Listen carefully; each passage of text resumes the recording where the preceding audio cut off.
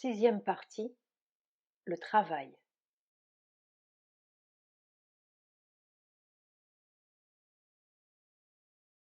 L'offrande du travail au divin. Offrons notre travail au divin, c'est le sûr moyen de progresser. C'est dans le travail fait comme une offrande au divin que la conscience se développe le mieux. L'indolence et l'inaction aboutissent au tamas, qui est une chute dans l'inconscience, et tout le contraire du progrès et de la lumière. Surmonter son ego et ne vivre qu'au service du divin, voilà l'idéal et le plus court chemin pour acquérir la vraie conscience. Vous devez faire votre travail comme une offrande au divin et le considérer comme une partie de votre sadhana. Dans cet esprit, la nature du travail est de peu d'importance et vous pouvez exécuter n'importe quelle tâche sans perdre le contact avec la présence intérieure. Quand il n'y a pas assez de travail au service du bâtiment, puis-je employer ce temps à lire ou à dessiner? Votre travail est votre sadhana, et c'est en faisant votre travail avec un esprit de consécration que vous pourrez le mieux progresser. Je crois qu'il vaut mieux ne pas trop se fatiguer à lire ou à dessiner. 18 février 1933. Je voudrais bien savoir s'il n'y a pas aussi la même sadhana dans la lecture et le dessin. Tout peut devenir un moyen de trouver le divin. Ce qui importe, c'est l'esprit dans lequel les choses sont faites. 21 février 1933. Le travail fait dans l'esprit véritable est une méditation. 15 septembre 1934. Tout dépend de l'attitude avec laquelle tu fais le travail. Fais dans la vraie attitude, sûrement il te rapprochera de moi. 17 mai 1937. Je suis tout à fait satisfaite de la manière dont tu fais ton travail, et cela va sûrement t'aider à te rapprocher de moi. Je ne fais pas de différence entre le travail et le yoga. Le travail est lui-même un yoga s'il est fait dans un esprit d'offrande et de consécration.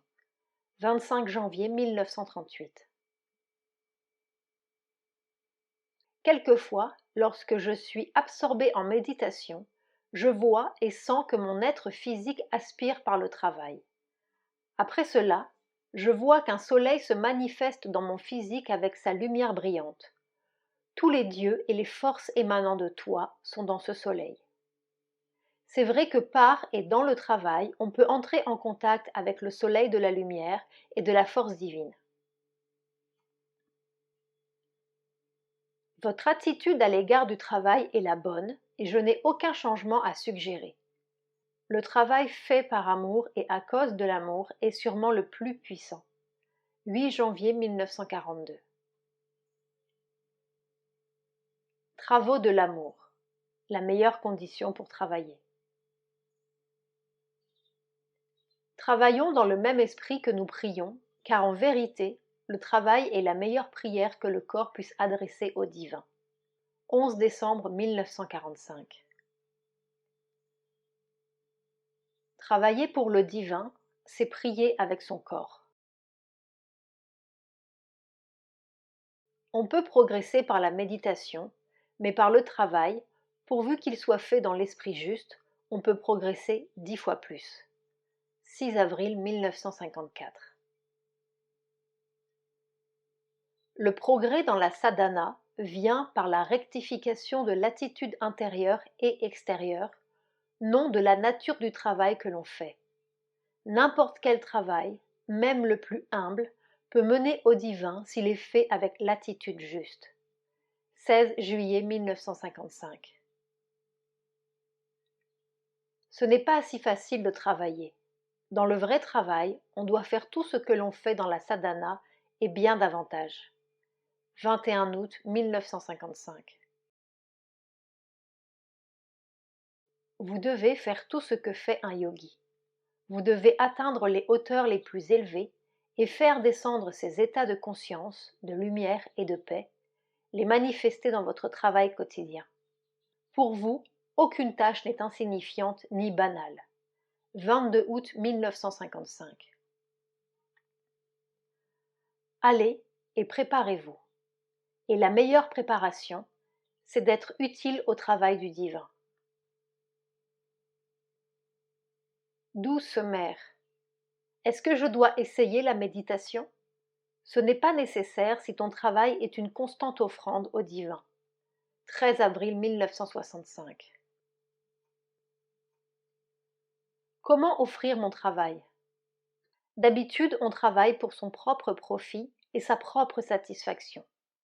Au lieu de cela, il faut travailler pour servir le divin et exprimer sa volonté. 23 juin 1965. Quel que soit notre travail, quoi que ce soit que nous fassions, nous devons le faire sincèrement, honnêtement, scrupuleusement, non en vue d'un profit personnel, mais comme une offrande au divin dans une entière consécration de notre être. Si l'on maintient vraiment cette attitude en toutes circonstances, chaque fois que nous avons quelque chose à apprendre pour travailler plus efficacement, l'occasion nous est donnée d'acquérir cette connaissance et nous n'avons qu'à profiter de cette occasion. Maintenant que tu vas faire tes premiers pas sur le chemin de l'action, c'est le moment de décider si tu consacreras ta vie à ton intérêt personnel ou si tu la donneras en offrande pour l'accomplissement de l'œuvre. Dans les deux cas, le cadre de l'action reste le même, mais l'esprit dans lequel elle est faite diffère totalement. Il ne faut pas oublier que l'offrande s'adresse au travail du divin et non à une entreprise humaine. La seule chose que l'on peut faire est donc d'exprimer une certaine satisfaction en peu de mots. Quelles sont les étapes à suivre pour 1. La sadhana, 2. Le silence mental. 1. Fais le travail comme une sadhana. Offre au divin le travail que tu fais de ton mieux et laisse le résultat au divin. 2.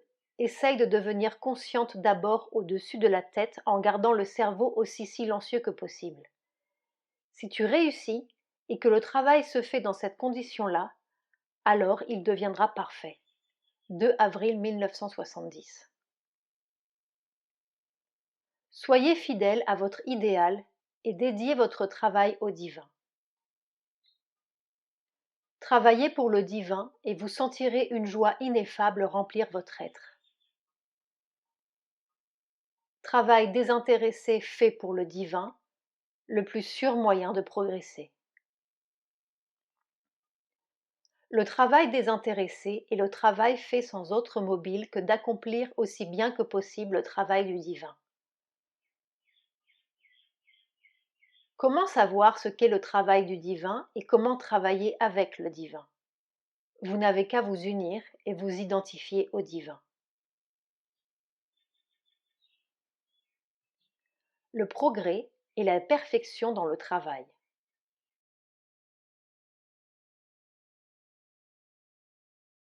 Vous deviendrez de plus en plus parfait dans votre travail à mesure que la conscience grandira, augmentera, s'élargira et s'illuminera. 7 octobre 1934. Dans toute action, tout travail accompli, c'est du degré de conscience que dépend le degré de perfection. Travailler à la manière du divin n'est pas facile pour quelqu'un d'aveugle et d'égoïste comme moi. Je veux dire par là, travailler sans égoïsme, veiller à rester ouvert à ta force pour qu'elle puisse agir sans entrave. Ai-je raison? Oui, c'est exact. À juger selon ce critère, je n'ai aucun droit à travailler pour toi. Mais il n'est peut-être pas non plus souhaitable de cesser de travailler pour toi. Il ne faut certainement pas cesser de travailler pour moi. C'est en travaillant que vient la perfection dans le travail. 12 avril 1947.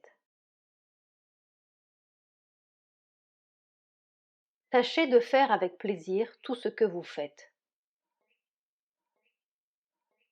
Quand on s'intéresse à ce que l'on fait, on le fait avec plaisir.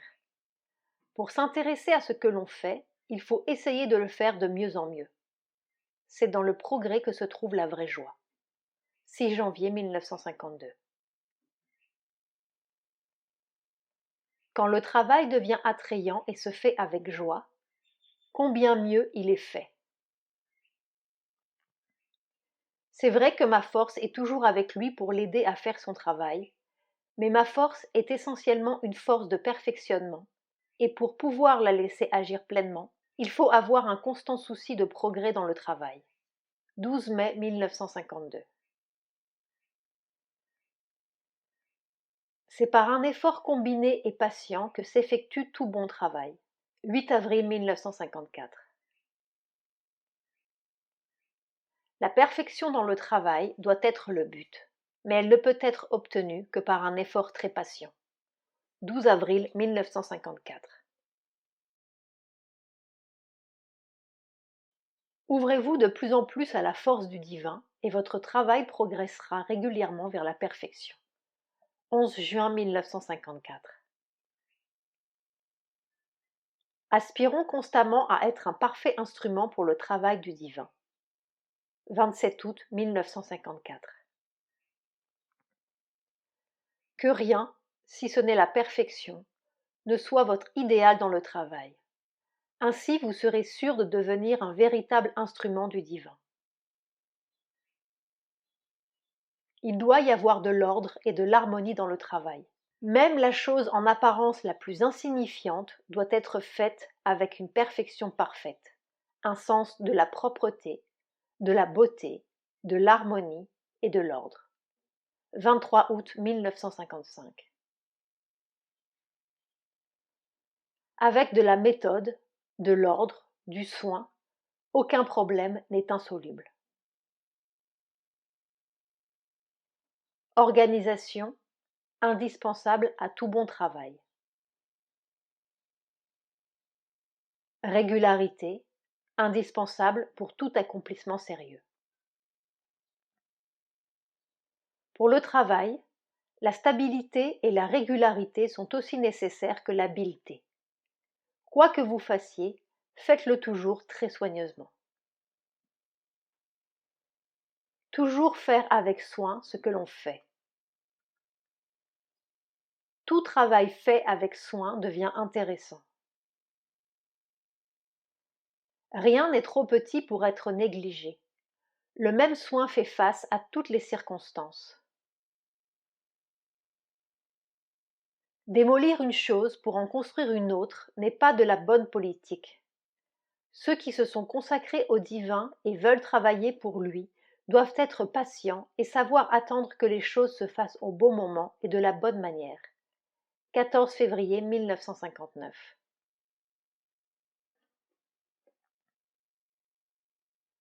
Il est préférable de se servir des énergies reçues du divin pour la perfection plutôt que pour l'agrandissement. La perfection du travail que l'on fait est beaucoup plus importante que son volume ou la grandeur de son étendue. Mai 1959. Quand on travaille pour le divin, il vaut beaucoup mieux faire parfaitement ce que l'on fait que de s'atteler à une énorme tâche. 13 mai 1959. Il vaut mieux faire bien que faire vite.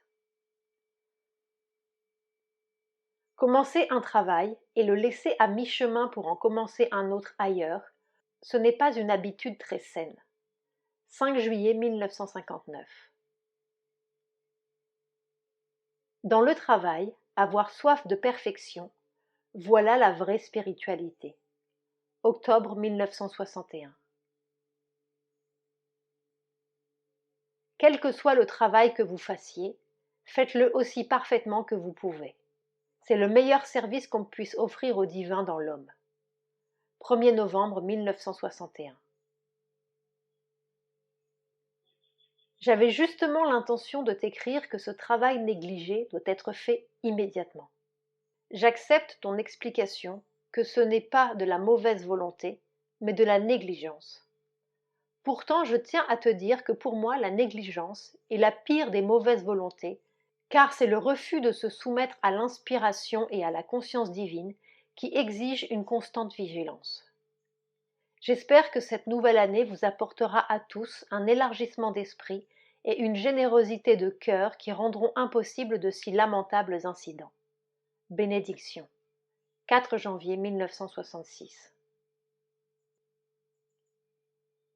Plan de travail parfait ne peut s'obtenir qu'avec la conscience du divin. Si les hommes devaient s'arrêter de travailler quand ils ne sont pas parfaits, tout le monde s'arrêterait de travailler. C'est dans le travail que nous devons progresser et nous purifier. Continuez à faire le même travail, mais n'oubliez jamais qu'il peut et doit s'améliorer. 23 décembre 1971. Faire le travail que l'on fait en toute sincérité, aussi parfaitement que l'on peut, est certainement une des meilleures manières de servir le divin. 18 mai 1972.